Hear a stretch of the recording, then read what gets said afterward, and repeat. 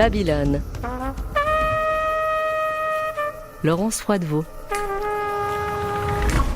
Bonjour à tous, soyez les bienvenus à Babylone. Nous parlerons poésie aujourd'hui, mais attention, pas n'importe quelle poésie. Il sera question de poésie scientifique, un genre littéraire étonnant, souvent présenté comme une, et je mets des guillemets, comme une vieillerie de grenier.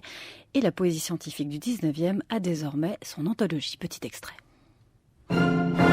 Science, tu es la vraie fille du vieux temps qui change toute chose pour ton œil scrutateur. Pourquoi fais-tu ta proie ainsi du cœur du poète, vautour dont les ailes sont de ternes réalités ? Comment t'aimerait-il ?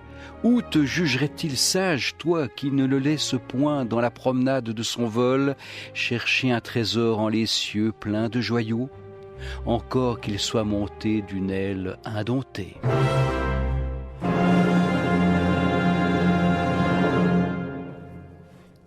Paf, ça en impose pour commencer une émission. C'était un extrait du sonnet à la science d'Edgar Allan Poe. Sonnet traduit ici par Mallarmé et dit avec beaucoup de plaisir par notre collègue Christian Tchoka.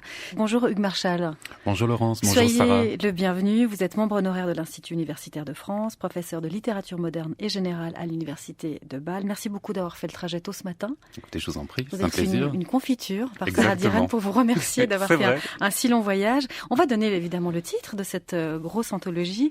Elle porte un joli titre d'ailleurs, Muse et ptérodactyle. C'est un joli paradoxe, non, déjà, qui s'annonce dans ce titre.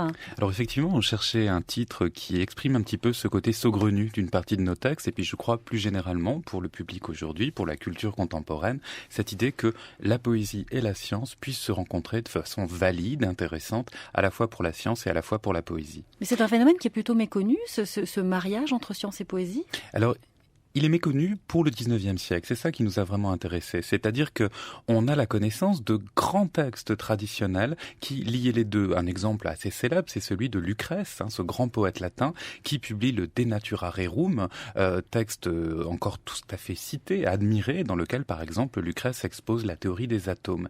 Et puis, on a une tradition qui continue, pour le dire rapidement, jusqu'au XVIIe siècle, XVIIIe siècle. Un exemple, parmi beaucoup d'autres, ça serait celui de l'hymne du ciel de Ronsard, ou encore un poème un peu moins connu de La Fontaine sur le quinquennat, car La Fontaine, oui, n'a pas écrit que des fables, il a également composé un texte sur la découverte du quinquennat.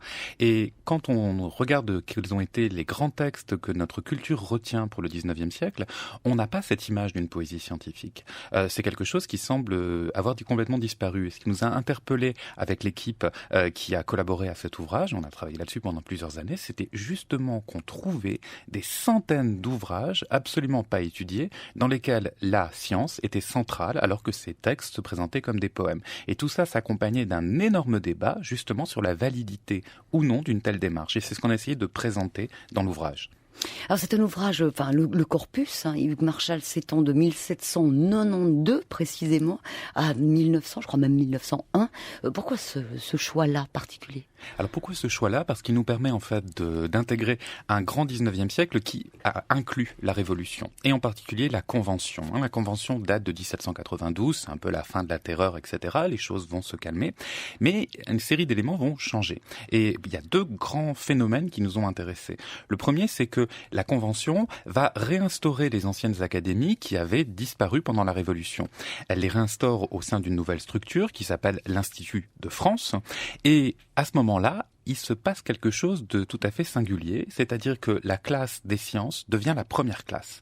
Et la classe de la littérature, qui était l'ancienne Académie française, devient la dernière classe. Traumatisme pour les hommes de lettres. Et à ce moment-là, on a l'impression que la science commence à avoir une place nouvelle, et de fait, c'est aussi le moment où la science commence à avoir des applications qui font, comme le disait Baudelaire, qu'on a tout d'un coup ce lien entre science, changement de la société, etc. C'est aussi un moment où, paradoxalement, triomphe une poésie scientifique qui est représentée par quelqu'un qui s'appelle Jacques Delille, qui est une véritable star européenne à l'époque, alors qu'il écrit des poèmes sur la géologie, sur la science naturelle, etc.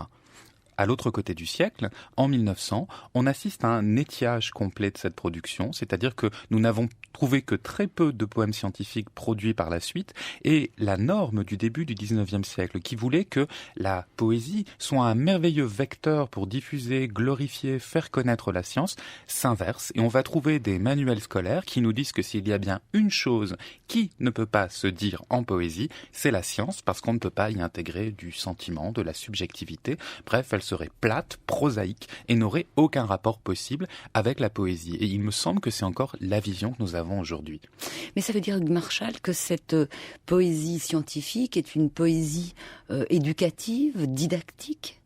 C'est un petit peu plus compliqué, c'est toujours un peu compliqué. Une partie de cette poésie, effectivement, va être didactique. Mais pour être plus précis, est-ce que les poètes veulent enseigner ? Non. Parce que le bon enseignement de la science, on en a déjà conscience, c'est celui qui se fait en prose, qui est fait par les savants eux-mêmes. On a déjà des manuels à l'époque, des traités élémentaires, etc. Mais on a cette idée que la science est quelque chose d'aride et que cette science doit se diffuser dans la société, dans les salons, chez les décideurs qui n'ont pas forcément une formation scientifique. C'est aussi des objets très nouveaux qui apparaissent. Il y a beaucoup de découvertes nouvelles. Le public n'est pas éduqué comme aujourd'hui aux éléments des sciences. On n'a pas de cours de sciences dans les cursus scolaires, etc. Donc, on a d'abord, si vous voulez, une façon pour cette poésie de mettre en culture la science, c'est-à-dire de diffuser cette science au sein de la culture globale, et la littérature et la poésie plus précisément semblent excellentes pour cela, parce qu'on a cette idée que, et c'est une vieille idée, la poésie rend aimable ce dont elle parle. On parlait de confiture tout à l'heure, Lucrèce, au début du De Natura Rerum, justement, compare son travail de mise en vers il explique qu'en parlant des sciences en vers, il fait comme un médecin qui, quand il doit faire avaler une potion amère, désagréable, met du miel sur le bord du verre pour que l'enfant avale avec plaisir cette leçon difficile. Alors, didactique, oui et non, parce qu'on parle de la science pour la faire connaître, mais autrement que la science. Mais c'est vrai qu'on a souvent l'idée, Hugues Marchal, qu'il y a la poésie entre guillemets traditionnelle, qui est de la poésie en soi et qu'on lit pour la beauté des mots, et que cette poésie-là dont vous parlez, cette poésie scientifique, serait utilitariste, qu'elle aurait une fonction. Est-ce que vous êtes d'accord avec cette idée que la science, entre guillemets, passe mieux lorsqu'elle est explicitée à travers de la poésie ? Alors, pas toujours. On a aussi essayé de montrer des exemples où tout le travail de poétisation de la science la rend finalement beaucoup plus compliquée que si on lisait directement les énoncés. Et c'est une partie des reproches qu'a essuyé justement cette poésie scientifique. Mais le texte poétique peut aussi défendre d'autres rapports à la science que des rapports didactiques. Ces textes, comme l'a dit Sarah tout à l'heure, expriment aussi une surprise. C'est-à-dire que les sciences font découvrir, il y a une jolie formule d'une critique américaine qui parle de mondes encore non chantés. C'est-à-dire qu'on a des mondes nouveaux, une nouveauté thématique dont les poètes ont envie de s'emparer parce qu'elle leur permet notamment de sortir des vieilles images mythologiques, notamment au début du 19e siècle, de chanter ce qu'on appelle un merveilleux réel. Et ce merveilleux réel, au moment de sa découverte, nous étonne. C'est sûr que nous, on a une vision un peu tuée, on s'est habitué à des choses comme l'électricité, mais il ne faut pas oublier qu'à la fin du 19e siècle, on parle de la fée lumière, parce qu'il y a un émerveillement incroyable. Et ça aussi, les poètes ont envie d'en rendre compte. La science, par ailleurs, peut faire peur. Elle peut étonner. Les hypothèses de Darwin sont des choses qui menacent les certitudes de l'époque. Autrement dit, pour certains de ces poètes, il ne s'agit pas du tout d'avoir un discours didactique, mais d'exprimer des émotions face aux découvertes scientifiques, avec l'idée qu'il existe des émotions de l'intellect, des émotions du savoir, de la découverte. Et elles peuvent être merveilleuses ou elles peuvent être angoissées. Oui, c'est un très beau poème sur l'hydre, sur les petits polypes découverts par Tremblay, mi-animal, enfin mi-végétal. C'est effectivement des objets qui sont découverts au fil de ce 19e, enfin fin 18e, 19e siècle. Sarah Diron, parmi ces nombreux poètes, illustres ou non, on en a cité quelques-uns, il y en a apparemment certains qui sont quelque peu excentriques. Oui, c'est tout un chapitre du livre. Alors ceux excentriques, c'est ceux qu'a choisi de mettre en avant Muriel Louapre, qui est maître de conférence à l'Université de Paris-Descartes et à la Sorbonne. Donc je vais légitimement demander qui étaient ces excentriques du savoir scientifique. Alors les excentriques, ce sont des individus qui s'intéressent à la science et qui, cherchant à mettre la science en poésie, finissent par s'imaginer savants. Donc ce sont des gens qui rentrent complètement dans le jeu, ils sont portés par leur vers, portés par la métaphore, et ils vont produire un discours pseudo-scientifique à force de discourir en vers sur la science. Ils se prennent pour des savants parce qu'ils sont parfois contre la physique, contre Newton notamment. Oui, alors pour certains ont déjà une pratique scientifique à la base. Certains sont des botanistes amateurs certes, mais éclairés, qui communiquent avec des académies locales, donc ce ne sont pas non plus forcément des fous. Mais d'autres, en revanche, sont de purs autodidactes et qui s'imaginent dans un dialogue avec les grands savants de leur temps. Et on va voir des gens comme Auburtin de Sainte-Barbe, qui est certainement le plus intéressant, qui s'en prend à Newton et qui interpelle l'Académie des sciences en demandant de dire si sa théorie ne tient pas la route, qu'on lui dise en quoi il s'est trompé, où et comment. Il accepterait volontiers ses torts, mais il veut forcer la science officielle à avoir un dialogue avec lui. Et il veut peut-être aussi forcer, et certains de ces poètes, ou en tout cas savants excentriques, veulent peut-être mettre des mots plus doux sur la science, dont la science. Oui, alors il ne s'agit pas forcément de mots plus doux, parce que ça c'est toute la poésie scientifique qui s'est posé la question de mettre du miel sur les épines de la science. C'est une question particulière qui tient à la position marginale de ces excentriques, c'est-à-dire qu'ils ont le sentiment que la science est progressivement confisquée à l'homme du commun par des savants qui la masquent sous un jargon incompréhensible. Et donc il y a effectivement une revendication de produire une science qui soit compréhensible par l'homme du commun et donc qui utilise le langage quotidien. La science est en voie de professionnalisation, si je puis dire. C'est-à-dire que on a vécu au XVIIIe siècle dans un monde dans lequel énormément de travaux scientifiques se faisaient, on dirait aujourd'hui par crowdsourcing, c'est-à-dire que plein d'individus isolés, rassemblés dans des sociétés d'émulation, dans des sociétés savantes, contribuaient petit à petit par leur recueil d'observations communiquées en mémoire aux académies ensuite, toute une chaîne, une pyramide comme ça de contributions. Ils contribuaient ainsi à la constitution des savoirs. Et c'est cette science-là qui s'effondre au XIXe siècle, quand on commence à avoir d'une part des spécialisations trop pointues, et d'autre part même des appareillages qui demandent des moyens. Donc le ticket d'entrée pour pratiquer la science devient trop élevé pour les amateurs. C'est peut-être là-dessus que se battent ces fameux poètes excentriques. Parce qu'avant, on pouvait être... je ne dis pas que n'importe qui pouvait être savant, mais on pouvait l'être.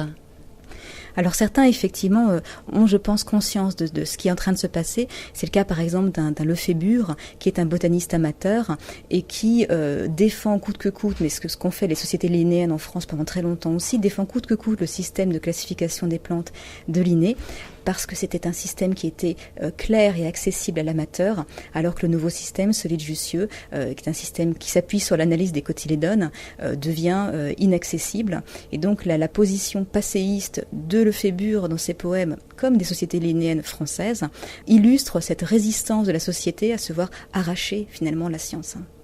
Une science qui perd de sa poésie, justement. Alors, au fond, je ne sais pas si la science perd de sa poésie, parce que la science découvre aussi de nouveaux objets qui deviennent des objets poétiques. Que ce soit dans l'infiniment petit, on voit des poèmes magnifiques nous parler de vibrions et de virgulines, de tout un monde chimérique qu'on va trouver dans une goutte d'eau. Que ce soit même des objets technologiques, il y a une capacité d'émerveillement des poètes sur tous ces objets découverts par la science. Il faut parler de la paléontologie aussi, par exemple. Il faut parler de l'émerveillement des poètes face aux trouvailles des paléontologues. Cette réflexion des poètes qui se déploie dans des genèses, on écrit énormément de genèses de la Terre, donc il y a des nouveaux objets qui sont de nouveaux objets poétiques. Donc la science garde ce pouvoir-là. La paléontologie, vous en parlez, Muriel Louapre, parce qu'elle naît à cette époque-là.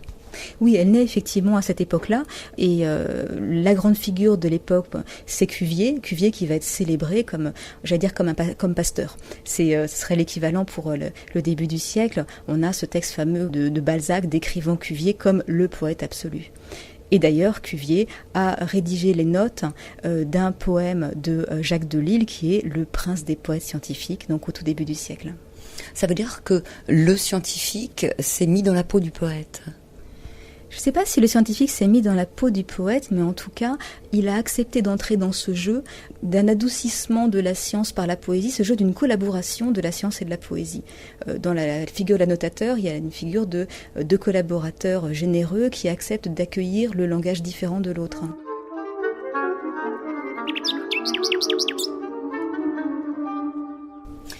Il arrive que des savants poètes excentriques, ceux que vous citez dans votre article, se prononcent devant les académies, et je pense à Dupont de Nemours. L'histoire de Dupont de Nemours est assez étrange. Effectivement, Dupont de Nemours a produit des poèmes tout à fait curieux dans lesquels il essaie de réinventer le langage des animaux, en l'occurrence le langage du rossignol. Et donc, il y a eu cette scène extraordinaire où Dupont de Nemours, parfaitement respecté et respectable, imite le chant du rossignol, produit une poésie qui est l'ancêtre de notre poésie sonore, mais qui nous paraît aujourd'hui une mièvrerie incroyable. Il faut imaginer tous les académiciens écoutant Dupont de Nemours, sans doute sidérés, se demandant peut-être s'il s'agit de fumisterie. C'était pas toujours net quand il s'agit de poésie scientifique, la fumisterie est jamais loin, mais là en l'occurrence il semble que Dupont de Nemours soit parfaitement convaincu de la validité de ses recherches. Et reproduit dans le livre une note d'Ampère. Alors Ampère, poète? Alors Ampère a toujours pratiqué la poésie. Il écrivait effectivement énormément dès qu'il était dans un état de concentration intense. Et il écrivait de la poésie. Il était très amoureux de sa femme. Il écrivait des poèmes amoureux, des poèmes sur les saisons, des poèmes assez qui peuvent nous paraître un peu puérils. Mais Ampère plaçait très haut la poésie. Il avait un père qui poétisait également. Son fils sera également un littéraire. Et son fils écrira, en le dédiant à son père, un grand poème scientifique. Et ce qui est intéressant avec Ampère, c'est qu'il va également produire un poème en latin, un poème qui tient en une page, et qu'il présente comme la synthèse de son œuvre, mettant en avant l'idée que la formule poétique est la seule capable de tenir concentrée toute la complexité de sa théorie. Et ça, c'est quelque chose qui, il me semble, va être largement abandonné par la suite au XIXe siècle. Ut mundum noscas moles et vita notande, mensura et motus primum, mox corpora et omni. Pour connaître le monde, il te faut observer la matière et la vie. D'abord la mesure et le mouvement, puis les corps, les races des êtres vivants et la manière de protéger la vie. Étudie ensuite ce qui concerne l'âme et les nations. Apprends les opérations de l'esprit, l'art de modifier les pensées, les caractères et l'histoire des peuples et la manière de les gouverner. Ampère, l'essai sur la philosophie des sciences, Carmen Mnemomicum, 1834. On a entendu tout à l'heure Muriel Louapre, maître de conférence à l'université Paris-Descartes à la Sorbonne, à votre micro, Sarah Diren. C'est intéressant ce qu'on entend pour le cas d'Ampère. Là, c'est un scientifique qui s'adonne à la poésie. Autrement dit, l'engouement se fait dans les deux sens. Alors, l'engouement va dans les deux sens, d'autant qu'en fait, tous les savants, jusqu'à 1850 à peu près, ont eu une formation poétique. On a reproduit d'ailleurs le programme des cours de l'école polytechnique, dans lequel on se rend compte qu'il y avait pendant 2 ans des cours de grammaire, de littérature et de poésie qui étaient donnés. Autrement dit, tous ces poètes, tous ces savants maîtrisent une poésie qu'ils utilisent comme Muriel l'expliquait, comme Ampère, plutôt dans un cadre intime, mais qu'ils peuvent aussi faire sortir de ce cadre intime, alors à la fois pour écrire eux-mêmes des poèmes qui traitent de science ou des poèmes qui ne traitent pas du tout de science, puis aussi prendre parti dans les débats qui ont lieu. Par exemple, Carnot, qui est un immense mathématicien du début du 19e siècle, a écrit un poème dans lequel il défend l'idée qu'on peut écrire des fictions tout en transmettant la vérité. Il n'y a pas pour lui d'opposition entre les fictions, donc les fables anciennes, la mythologie, etc., et la vérité. Tout ça n'est pas bien grave tant que des textes circulent qui permettent de débattre des sciences, de débattre aussi de ce qu'est la connaissance, la vérité, etc. C'est ça l'important, c'est-à-dire que c'est tout ce que suscite comme débat cette poésie scientifique. Voilà, alors c'est aussi quelque chose qu'on voulait montrer, c'est-à-dire qu'il y a une véritable... pourquoi cette poésie scientifique périclite-t-elle ? Parce qu'elle fait aussi l'objet d'un immense débat, voire se trouve au cœur d'une guerre culturelle. Cette guerre culturelle, c'est celle qui va opposer une culture scientifique à une culture littéraire. Et il y a énormément de motifs de combat à l'intérieur de cette période, période, un écrivain assez réactionnaire, mais par ailleurs très intéressant, qui s'appelle Bonald, au tout début du 19e siècle, parle d'une véritable guerre civile dans le monde des lettres, car il faut savoir que le terme de belles lettres, de littérature, etc., un homme de lettres au 18e siècle, c'est quelqu'un qui, comme le dit Voltaire, maîtrise encore des compétences qui vont des épines des sciences aux fleurs de la poésie. Et qu'est-ce qui se passe ? On a peu à peu des stratégies de spécialisation qui se mettent en place, donc il devient plus difficile de faire tenir les choses ensemble. Et puis aussi, on pourrait dire que le champ scientifique et le champ littéraire, finalement, se disputent une sorte de place dans la culture qui font que ce genre qu'est la poésie scientifique va pouvoir être qualifié de genre traître à la poésie, traître à la science. Et finalement, ce qui était le médiateur, ce qui pouvait se présenter comme un genre au centre d'une culture unifiée, devient quelque chose qui est rejeté dans une sorte de no man's land, une périphérie où personne ne souhaite aller. Et pourquoi ? Quel est l'enjeu ? Qu'est-ce qui se joue entre ces deux forces, entre les scientifiques et les poètes ? Pourquoi cette guerre ? Alors pourquoi cette guerre ? Pour différentes raisons.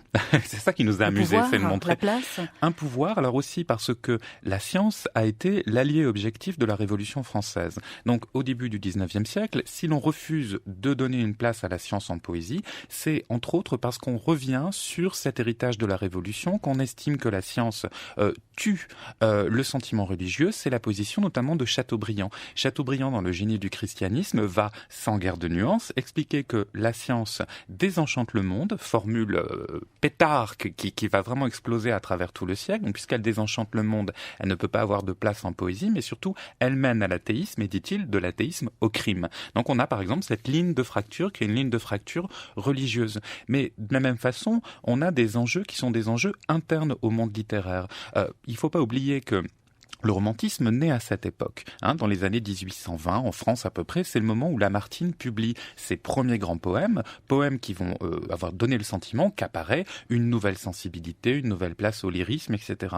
Or, quand Lamartine a tenté de publier ses premiers poèmes, on a des témoignages qui nous disent que les éditeurs lui ont répondu « Mais pourquoi ? Faites donc de la poésie scientifique à la Delille, sur le modèle d'autres. » Donc, le romantisme s'est aussi défini contre ce qu'on appelait à l'époque des classiques, qui étaient en fait les tenants de cette école célébrée sous la Révolution et l'Empire, notamment Delille, et le romantisme, d'une certaine façon, a tellement mis à mort cette école qu'on a oublié son existence. Sainte-Beuve, en 1835, définit sa génération comme celle des railleurs posthumes de Delille, auteur que nous avons complètement oublié. Hugues Marchal, vous connaissez Camille, la chanteuse Camille ? Oui. Elle s'exprime ici en anglais. C'est aussi une forme de poésie. Restez avec nous. On continue de parler avec vous de science et de poésie avec cet ouvrage que vous publiez aux éditions du Seuil, Muse et Ptérodactyle. On se retrouve juste après Camille et tendez l'oreille à la fin de la chanson parce qu'il y a quelque chose d'assez drôle.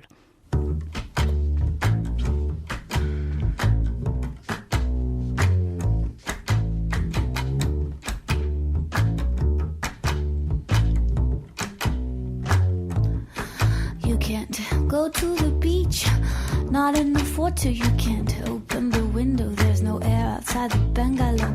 They didn't mention it on the brochure. Got trapped here when I moved 5 years ago. Mars is no fun. Mars is no fun. Mars, they said everything is pure out there. You'll be the first human beings to show the world there's life outside of Earth. But the Greens don't like us, they want us to leave the place. Will you get my postcard before Christmas? Mars is no fun. Mars is no fun. Mars, I want to go back on Earth and live with you in our social housing. Wander all afternoon in the shopping mall of Milton Keynes.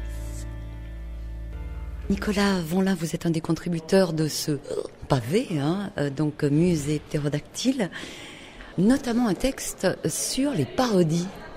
La parodie, on va jusqu'où ? Eh bien, la parodie, on va jusqu'à écrire des poèmes sur la défécation, sur l'art des paix, comment faire de beaux paix, sur tout ce qu'il faut savoir sur la matière fécale, tout ce qu'on peut en faire, comment on la rend belle, utile, etc. Donc ça peut se tourner aussi en poésie scientifique. Et des scientifiques se sont adonnés à ces parodies-là ? Alors non, on ne trouve pas le cas de scientifiques qui soient volontairement parodiques. On a des scientifiques qui sont parfois un peu ridicules quand ils écrivent des vers, mais pas ouvertement parodiques. Non, les parodies, c'est plutôt des gens qui étaient un petit peu en marge de la science officielle, donc qui aimaient s'en moquer, qui aimaient en faire rire. Un petit exemple ? Eh bien, par exemple, vous voyez Charles Rémard qui justifie son sujet en disant « Je m'empare aujourd'hui du sujet qu'on me laisse et sans trop consulter ma force ou ma faiblesse, je chante l'art heureux, le grand art de chier. » Comment appelle-t-on, parce que ça porte un nom, cet art des paix ? Eh bien, l'art des paix, c'est la crépitonomie, du nom du dieu Crépitus, le petit dieu latin, Crépitus, le dieu des paix. Voilà. Eh ben voilà un joli mot, la crépitonomie. Je sens que je vais l'apprendre à mes enfants. C'est l'art de péter. Merci à Nicolas Vanlin, maître de conférence à l'Université d'Artois, qui était à votre micro, Sarah Diren. Voilà, j'ai un blanc. Hugues Marchal. Pardon, Hugues Marchal. Vous êtes notre invité aujourd'hui pour parler de la poésie et de la science. On vient d'entendre quelques mots autour de cette poésie scientifique parodique. À quoi elle sert et qui elle visait, cette poésie parodique ? Alors cette poésie parodique va finalement viser deux choses, un petit peu comme l'expliquait Nicolas. D'une part, elle nous indique s'il y a parodie, c'est qu'il y a succès. On ne parodie pas des choses qui n'ont pas un succès. Donc ce qu'elle montre, c'est vraiment l'impact et l'intérêt que les textes sérieux ont eu dans la société. Elle témoigne aussi d'un agacement. Par exemple, on va trouver chez Flaubert, alors que Flaubert est encore un jeune étudiant, une tragédie qui se moque à la fois de la tragédie classique et de la poésie scientifique, puisqu'elle porte sur la découverte de la vaccine autour de quelqu'un qui s'appelait le médecin Jenner. Jenner a fait l'objet d'énormément d'éloges, à la fois en Angleterre, en France, etc. Et dans la version qu'en donne Flaubert et ses amis, on a en vers très classique une explication des problèmes que Jenner rencontre lorsqu'il essaie de soigner un roi qui, à cause de son traitement, est pris de masturbation frénétique. Alors on a là vraiment quelque chose qui joue à désacraliser, et ça nous indique qu'il y avait une sacralité pour se moquer de ces éléments. Et puis d'autre part, on a eu affaire à des textes sur lesquels on s'est demandé, mais finalement, est-ce que ce sont des textes sérieux ou des textes qui sont parodiques ? Parce que faire un poème entier sur l'art de cultiver la betterave, et quand je dis un poème entier, c'est plusieurs centaines de pages, ou faire un poème entier sur la perception, est-ce que c'est des choses la perception des impôts, excusez-moi, est-ce que ce sont des choses qui étaient vraiment perçues comme sérieuses ou non ? Et parfois, on ne sait pas. C'est-à-dire que le texte semble tellement improbable d'une certaine manière qu'on ne sait pas exactement quoi en faire. Mais on a voulu en tout cas donner une place à cette parodie parce qu'elle est importante et parce qu'elle montre aussi que la science peut rencontrer la poésie sur des modalités burlesques, légères, badines, etc. et pas uniquement sur des modalités sérieuses. Mais ça veut dire aussi, Hugues Marchal, qu'elle était lue par tout le monde, cette poésie scientifique. Elle est lue en tout cas par beaucoup. Alors, à nouveau, on n'a pas toujours tous les témoignages qui nous l'indiquent. Disons qu'on a essayé de représenter des textes très différents. Dans le cas de Delille, on sait que certains de ses ouvrages se vendaient à plus de 1000 exemplaires par jour au début du 19e siècle, ce qui le place au niveau d'un Harry Potter moderne à peu près en termes de succès. Dans d'autres cas, on a inclus par exemple un poème que j'avais trouvé à la Bibliothèque nationale avec un petit peu d'émotion, puisque ce livre n'était pas coupé. Ça veut dire que personne n'avait encore lu ces pages. Il a fallu que je demande au bibliothécaire de bien vouloir couper les pages. En fait, c'était un merveilleux petit texte dans lequel un auteur absolument inconnu, s'appelle Moucheron, d'ailleurs, non prédisposé, si on veut, à l'absence de renommée. Ce Moucheron, en fait, écrit un texte dans lequel il dialogue avec son fils pour lui donner une leçon à la fois scientifique et morale en prose et en vers. Et il explique dans sa préface qu'il ne souhaite pas que ce texte, pourtant imprimé, soit diffusé en dehors de sa famille et qu'il poursuivra ceux qui le publieront. Alors, on a estimé un siècle après qu'on pouvait y aller et qu'il n'y avait pas de danger. Ça vous donne des cas extrêmes finalement. On a aussi inclus quelques manuscrits. On parlait d'Ampère tout à l'heure. Ampère n'a pas publié ses poèmes, alors que Carnot, le mathématicien, l'a fait. On a vu qu'Ampère avait publié certains poèmes, mais pas ces petits poèmes légers, etc. Il y avait donc là une réticence sans doute de la part de ce scientifique à diffuser cette poésie. Pour le reste, Où se trouve cette poésie ? Eh bien, comme toute la poésie du 19e siècle, elle est partout. Elle va être dans des journaux, elle va être dans des lectures, elle va être produite de manière spontanée, produite aussi parce que l'Académie, et ça il faut le dire, met au concours régulièrement des sujets tout à fait singuliers comme justement la découverte de la vaccine, la création des premiers puits, etc. Elle va se trouver également disséminés sur des petites feuilles, donc j'ai parlé des journaux, il y a ces gros volumes magnifiques d'ailleurs, souvent extrêmement illustrés. Et là, le fait qu'un poème soit illustré, c'est aussi un signe de la valeur éditoriale qu'il avait, parce qu'on ne prenait pas le risque, quand on était éditeur à l'époque, de commander des gravures onéreuses, si on ne pensait pas que ça allait se vendre. Donc on a des supports extrêmement différents, et on a essayé de préserver cette diversité aussi dans l'anthologie. Mais c'était facile d'imprimer. Ah oui, bien sûr. Très très facile. N'importe qui pouvait imprimer son poème, ses états d'âme. À condition d'avoir de l'argent. Mais apparemment, pour certains, il était absolument important d'être imprimé. Ces poèmes sont toujours de bonne qualité, de bonne facture, Hugues Marchal, ou est-ce qu'on trouve de tout ? Alors, on trouve évidemment de tout. C'est-à-dire que si je voulais faire une anthologie du roman au 19e siècle, on peut considérer que sur les peut-être 60 000 romans qui sont publiés à l'époque, on va en trouver quelques-uns qui sont excellents, qu'a retenu notre canon littéraire, quelques-uns qui sont excellents, même si nous ne les connaissons pas, et puis beaucoup de choses moyennes et un certain nombre de choses très médiocres. Et c'est vrai que c'est une question qu'on s'est posée en montrant cette poésie. On a repéré plus de 500 volumes. Je pense qu'on a vraiment lu des dizaines de milliers de pages, et on s'est dit que retenir finalement. Et à un certain moment, on s'est dit on va quand même pas retenir tous les mauvais sous prétexte d'avoir une sorte de représentativité statistique. On a aussi voulu montrer donc des très grands textes, mais on a inclus quelques mauvais pour montrer que ça pouvait être mauvais, et aussi des mauvais qui sont tellement mauvais qu'ils deviennent intéressants dans leur médiocrité. Sarah Diren, autre regard sur cette poésie scientifique, celui détonnant de la publicité, la réclame, comme on disait quand on était petit. Exactement, la science qui lave plus blanc. Oui, c'est un chapitre abordé dans ce livre, Muse et Ptérodactyle. Ptérodactyle, ce sont des dinosaures, si jamais. Abordé par une spécialiste de la publicité, de la réclame du 19e et 20e siècle. C'est Laurence Guélec qui a honteusement passé son temps dans les bibliothèques à la recherche d'invendus, de périodiques de cette époque. Elle scrute toutes les annonces, des annonces qui sont souvent improbables. Vous allez l'entendre. Le Laurence Guélec, lorsqu'on songe donc à la poésie scientifique, on a vraiment de la peine à associer cette science, cette poésie scientifique à la publicité. Non, effectivement, cela dit, les deux domaines se recoupent puisque le 19e siècle est aussi celui de nombreuses inventions qu'il faut vendre, des fours, des lessiveuses, tout l'équipement électroménager finalement dont les femmes ont besoin. C'est là aussi où se développe, même si c'est de façon encore modeste, une médecine. Et donc il va falloir finalement promouvoir ces produits et ces services également, le crédit par exemple, pour l'achat dans les grands magasins. Or, quelle est la langue naturelle, le média qu'apprécient les hommes et les femmes du 19e siècle, c'est la poésie. C'est un secret que nous avons perdu et ça explique pourquoi, si vous voulez, la promotion, la publicité est véhiculée par le vers. On vend aussi de l'hygiène, on vend un art de vivre. Oui, par la suite, il sera dit que la science n'est pas un commerce, la médecine encore moins. Donc l'éthique de ces métiers va se définir. Ce n'est pas le cas au 19e siècle, ce qui nous ramène à une époque que nous avons parfois du mal à comprendre.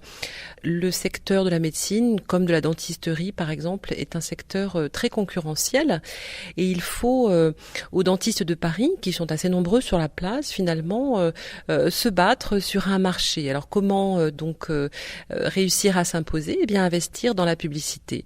C'est le cas par exemple de Julien Marmont qui dans une odontotechnie, livre au titre très savant, fait l'éloge de sa propre habileté, ou d'un William Rogers aussi qui essaye de séduire la clientèle fortunée du faubourg Saint-Germain et de lui vendre ses dents aux anors.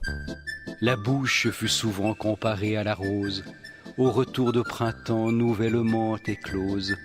De la rose, en effet, elle offre la fraîcheur, le brillant incarnat et la suave odeur. Mais ainsi qu'une fleur a besoin de culture, il faut soigner sa bouche et surtout sa denture. Par des soins assidus, tout bien est acheté. Repos, richesse, honneur et savoir et santé. Néglige-t-on ses dents, une rouille jaunâtre s'amoncelle, et bientôt on a souillé l'albâtre. Votre haleine est fétide, Et ce poison rongeur finit par vous causer une sourde douleur qui s'accroît, qui s'aigrit.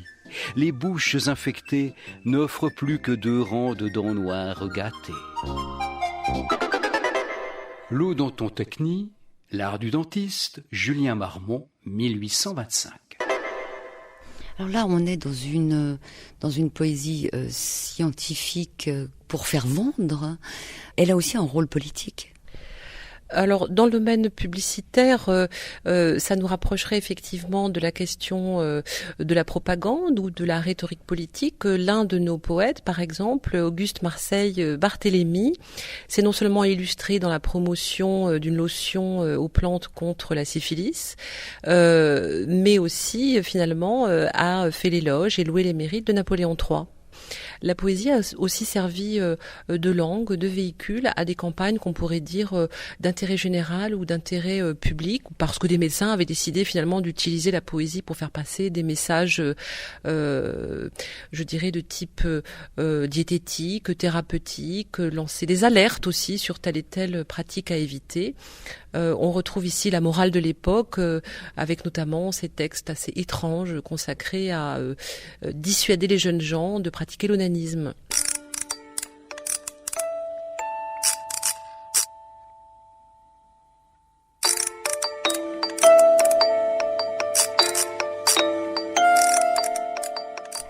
Les poètes étaient des poètes qui se prenaient pour des poètes ou pour des publicitaires, des réclameurs, vendaient leur âme de poète.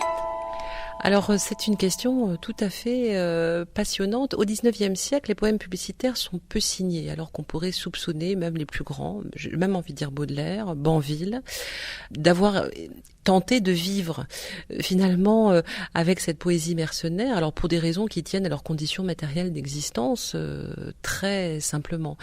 Il ne signait pas parce qu'en réalité c'est le déshonneur des poètes de lier son nom au commerce. Simplement, ce sont un peu comme des concepteurs, rédacteurs aujourd'hui dans la publicité, de bonnes plumes, anonymes, qui mettent leur talent au service du commerce. Au XXe siècle, on aura des textes beaucoup plus ambitieux dans ce domaine-là, parce que la signature du grand écrivain, si vous voulez, est recherchée.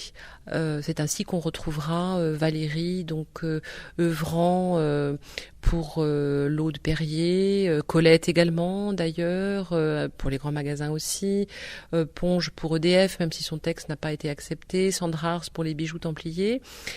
C'est un échange de bons procédés où personne n'est dupe. L'annonceur, la maison, recherche la qualité luxueuse d'une grande signature littéraire qui à l'époque fait vendre indiscutablement auprès d'un certain public cultivé, ce qu'on appellerait aujourd'hui les catégories socio-professionnelles plus.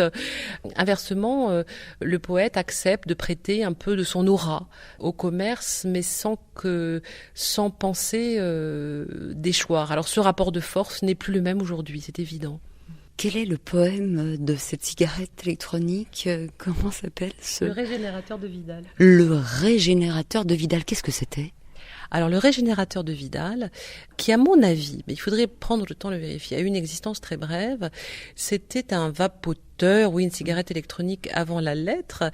Il s'agissait effectivement de faire inhaler aux personnes du goudron. C'est évidemment pas le même goudron qu'on a dans nos cigarettes tueuses d'aujourd'hui, c'est-à-dire celui qui se dégage à la combustion de la cigarette, si vous voulez. Le goudron, là, c'est du goudron de pin, en fait, de la poix, dont les vertus, notamment pour les infections respiratoires, paradoxalement, sont reconnues depuis l'Antiquité. Cela dit, je ne suis pas médecin, je ne peux pas vous dire quels sont les effets réels sur les poumons d'une inhalation de ce genre. Le régénérateur de Vidal est pour l'heure un objet que chacun doit prendre en sa demeure. Faut-il énumérer les bienfaits du goudron? Il s'adresse aussi bien aux gueux comme aux barons. C'est un médicament peu cher mais efficace. Chez le riche et le pauvre, il a marqué sa place. Le mal s'attaque à tous. On a bien essayé d'enfermer en pilule un goudron délayé, garantie pure Norvège, hélas, qui nous assure que dans ces objets ronds, la marchandise est pure. Puis la poitrine ainsi peut-elle se guérir? La pilule descend au fond sans coup férir et seuls les intestins absorbent le liquide. Que fallait-il trouver ? Un instrument qui guide les vapeurs du goudron par le larynx d'abord jusqu'aux bronches afin que sans aucun effort, elles touchent l'endroit malade. Ce problème est résolu, ma foi fort simple est le système. Un vrai porte-cigare est l'agent conducteur. De Vidal l'a nommé le régénérateur. Déjà plusieurs fumeurs de cigares et de pipes ou bien de cigarettes ont le tabac en grippe. Depuis qu'ils ont en bouche un régénérateur, leur attestation, que nous lit l'inventeur, nous prouve qu'un fumeur peut sans grande contrainte faire fi d'un cigare et voir sa pipe éteinte. Le régénérateur les lui fait oublier. Anonyme, 1885. Merveilleux cette publicité sur les vapoteurs. On a entendu précédemment Laurence Guélec, spécialiste de la publicité du 19e et du 20e. Hugues Marchal, ces poètes mercenaires, cette poésie scientifique entre guillemets publicitaire, est-ce qu'elle marque également la chute et la fin de cette poésie scientifique dont on parle aujourd'hui dans Babylone ? Alors on pourrait assez facilement dire oui, parce que cette poésie mercenaire, donc comme le disait Laurence, montre à la fois, bien que évidemment jusqu'aux entreprises reconnaissent à la poésie une capacité de diffuser, de faire connaître, de célébrer, de rendre intéressants les objets, mais en même temps ça donne raison à un certain nombre de critiques qui vont utiliser l'existence de tels textes pour faire de la poésie scientifique en son entier une réclame pour les grands laboratoires. Jules Romain, au début du XXe siècle, dira exactement cela. On a cette période de 1900 est intéressante parce que c'est un moment où le genre disparaît, comme je vous le disais tout à l'heure, et en même temps où le premier prix Nobel de littérature, en 1901, est donné à Sully Prudhomme, qui a chanté justement le darwinisme, les découvertes scientifiques, etc. Et Jules Romain, dans son commentaire sur ce type de texte, explique que pour lui, même ces grandes réussites sont de toute façon des poèmes qui se mettent au service de la science, qui font l'éloge de la science comme une réclame, et c'est quelque chose qui ne lui semble plus acceptable à ce moment-là. Mais la prose a tué les vers. Alors la prose a tué les vers, oui, au sens où, on sait aussi qu'au 19e, on a cette montée en puissance du roman, le roman qui se définit entre autres par sa capacité à dialoguer avec la science, voire à fabriquer une science de l'humain. On peut songer par exemple au début au célèbre texte de Balzac, la préface de la Comédie humaine, où il explique qu'il est en relation avec les grands naturalistes, qu'il veut faire comme eux, faire un inventaire des espèces qui existent dans la société humaine. Donc ce fonde-là, ce qu'on va appeler plus tard des sciences humaines ou la sociologie, ou pensez également à Zola qui à la fin du siècle va se réclamer d'une forme de roman expérimental à l'image de Claude Bernard. Donc on a effectivement cette idée que la prose, et notamment la prose romanesque, plus appréciée, plus simple, plus apte aussi à dire des termes techniques un petit peu compliqués, etc., prend le relais de la poésie. Mais n'oublions pas que la poésie, elle aussi, s'ouvre à la prose au fil du 19e siècle. Et on a de merveilleux poèmes en prose qui parlent de science. Et certains d'entre eux restent extrêmement connus. C'est le cas de Lautréamont, notamment avec les Chants de Maldoror, qui contient une sorte de chapitre entier en hommage aux mathématiques, ou également le cas de Michelet, le grand historien, dont on ne sait pas forcément qu'il a écrit toute une série de textes d'histoire naturelle qui sont aussi absolument merveilleux. La communication aussi scientifique a tué la poésie, non ? Alors, il est certain que quand les hommes de science se tournent vers des poètes, c'est le cas notamment d'un grand astronome comme Laplace qui va demander dans les années 1820 à un poète qui s'appelle Daru de composer un véritable poème sur l'astronomie, ils se tournent vers eux comme vers des communicants, comme ce que seraient aujourd'hui des communicants, c'est-à-dire en leur demandant finalement, voilà, vous qui avez l'habitude de mettre les choses en mots, de toucher le public, aidez-nous. On a vraiment, à l'époque, on parle à propos de ce texte précis d'un appel de la science à la poésie. Et d'une certaine manière, c'est quelque chose qui est le relais est effectivement pris par la communication au sens large, et c'est peut-être aussi l'occasion de rappeler que cette discipline qu'on appelle la communication est issue de toute une réflexion de poétique et de rhétorique qui au départ se menait dans le champ littéraire. L'art de persuader, de transmettre, de séduire, etc. Est quelque chose qui est d'abord théorisé dans le champ de la rhétorique et des lettres. Alors, je pense tout un pan, enfin des textes qui sont donc édités dans votre livre, Hugues Marchal. Je pense à tout ce courant hygiéniste. On vantait par prose ou par vers, on vantait la non-masturbation, les méfaits de la masturbation. Et c'est important aussi, il y a tout un courant hygiéniste qu'on retrouve aujourd'hui dans les communications scientifiques. Tout cela a été dit en vers également. Tout cela a été dit en vers. Alors parfois on raconte, notamment on a effectivement ce texte où on nous parle des malheurs d'un jeune onaniste qui s'appelle Eugène le Bien-Né, et l'auteur de ce poème, qui était un médecin petit, nous raconte la lente déchéance de ce malheureux qui va finir par mourir presque lyophilisé. Il n'a plus du tout de corps, etc. Alors il y a les sciences ne sont pas représentées de la même façon. Il n'y a pas autant de textes sur toutes les sciences, mais il y a de façon frappante une production qui porte sur la médecine, parce que de très nombreux médecins prennent la plume pour écrire des vers. Et on a des textes c'est le cas notamment d'un obstétricien qui s'appelle Sacombe, on a des textes qui théorisent cela en disant qu'un médecin littérateur a plus de renom et plus reconnu qu'un médecin qui n'écrit pas. Et comme, pour reprendre une formule récente de Pierre Michon qui qualifiait la poésie de littérature de la littérature, comment être mieux reconnu comme homme de lettres qu'en écrivant de la poésie? Et on a du coup une sorte de surreprésentation de la poésie médicale dans nos textes. Alors pour deux raisons finalement, parce que la médecine fait de gros progrès, donc elle est au cœur de cette évolution des sciences, on va la chanter, etc. Et pour une autre raison, c'est qu'une vieille tradition fait du médecin le plus lettré, j'allais dire, des savants, parce que le médecin s'est longtemps opposé, et ça on l'a oublié, à une figure qui est celle du chirurgien. Le chirurgien était beaucoup moins noble parce qu'il trafiquait les corps, il y touchait, alors que le médecin, qui est un docteur, le docte, celui qui a affaire au livre, pouvait prétendre être plus proche de ce qu'on appelait les arts libéraux, comme la littérature, les mathématiques, etc. Arts libéraux parce que libérés de la main. C'est-à-dire moins de poèmes sur l'algèbre que de poèmes médicaux, par exemple. Alors effectivement, mais on a également des poèmes sur l'algèbre. On a donné des textes qui sont des textes alors très plats d'une certaine manière, puisqu'ils veulent nous enseigner les formules fondamentales de l'algèbre avec la poésie. Alors par exemple, on nous raconte en vers l'histoire de Troie pour, avec un mauvais jeu de mots, nous apprendre la règle de Troie. Mais ça, c'était plutôt des textes qui étaient destinés aux enfants, ce qu'on appelle une poésie mnémotechnique ou une poésie assez simple. Mais on a aussi de grands textes qui vont parler de l'algèbre. C'est notamment le cas de Hugo. Hugo célèbre le rêve de chanter, dit-il, de créer quelque chose qui soit l'ode de Pindare montée sur le calcul de Newton. Merveilleux. Hugues Marchal, une dernière question parce que le temps passe.